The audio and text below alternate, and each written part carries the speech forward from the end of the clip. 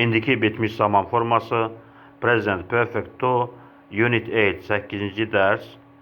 3-cü hissə, əvvəlki hissələrə kanaldan baxa bilərsiniz. AB paragrafına baxmışıq, indi də C paragrafına baxırıq. Hansı situasiyalarda indiki bitmiş zaman işlənə bilir? We say isə first time something has happened. Biz deyirik ki, bir şey birinci dəfə baş verib və yaxud ikinci dəfə, üçüncü dəfə.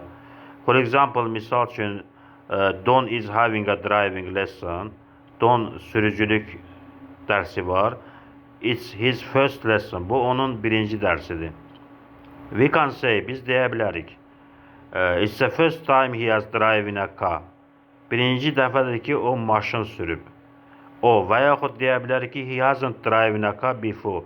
O əvvəllər maşın sürməyib. O və yaxud biz deyə bilərik ki, he has never driven a car before. O heç vaxt maşın sürməyib. In the same way we say, eyni hallarda başqa cümlələrə də baxaq. Saray has lost her passport again. Saray yenidən öz pasportunu itirib. This is the second time this has happened. Bu ikinci dəfədir ki, baş verib. Not happens, yəni indiki sadə zamanda işlədə bilmərik biz bunu.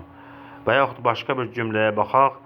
Andy is phoning his girlfriend again. Annie yenidən öz dostuna zəng edir. It's the third time he has phoned her this evening.